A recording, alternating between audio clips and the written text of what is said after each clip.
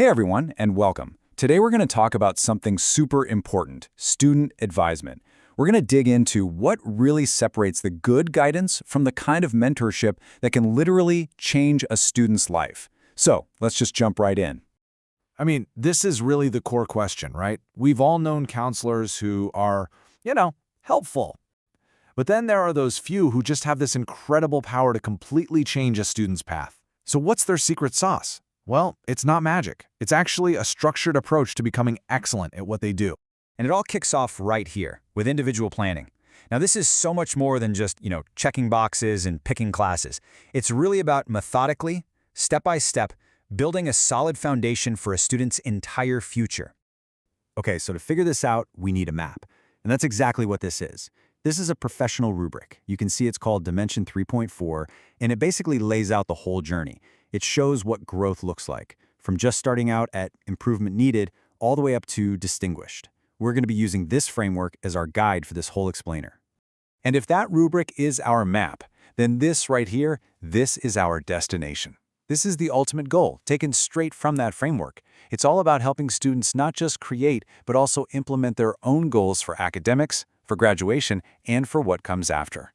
And that's the key takeaway. It's active, it's a partnership.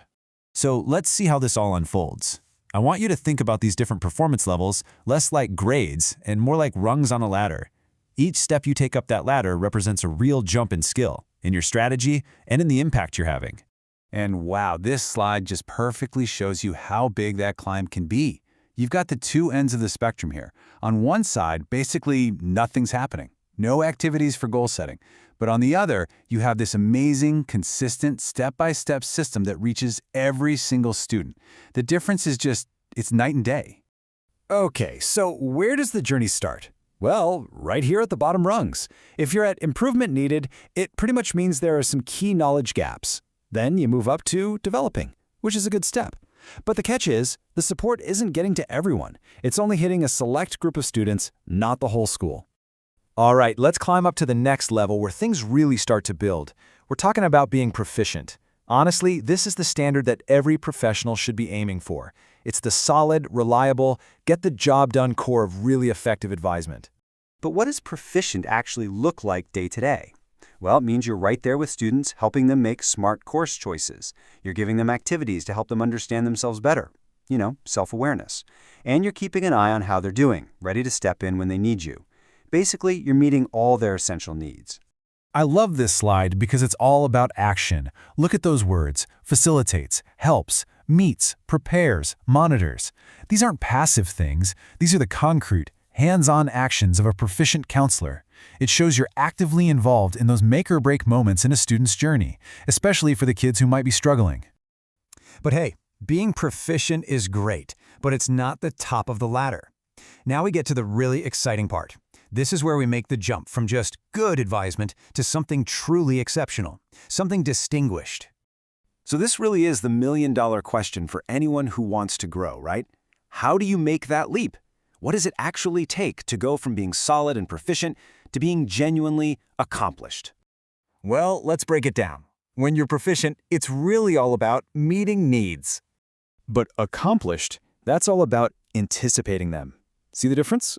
You're not just reacting anymore. You're looking down the road, you're thinking ahead, and you're figuring out what students are going to need before they even know it themselves.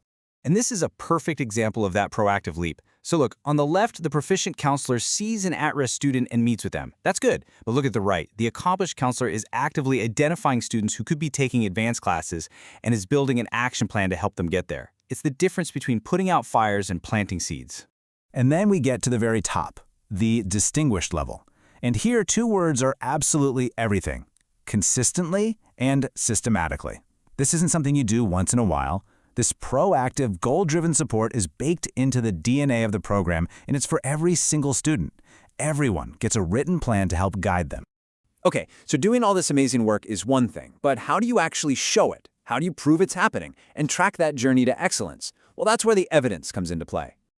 And we're not talking about abstract ideas here. The evidence is real, tangible stuff. It's the student signature sheets, the log of all your calls with parents, the agendas and sign-in sheets from meetings.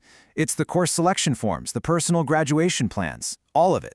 It's the paper trail that tells the story of the impact you're making. And this is so important. This isn't just about paperwork for the sake of paperwork. This is the proof. This is what connects the actions you take to actual, real-world student outcomes. These documents literally tell the story of a student's journey and the role you played in it. So when you boil this whole entire framework down, what's it really all about? It comes back to one simple, incredibly powerful idea. The whole point of this journey, from the very first step to the absolute peak, is to empower every single student to build their own future. And that really just leaves us with one final thought to take away. As you look at this ladder of growth, I want you to ask yourself, where am I standing right now? And more importantly, what's just one thing, one concrete step I can take to start climbing to that next rung? How can I make an even bigger difference for my students?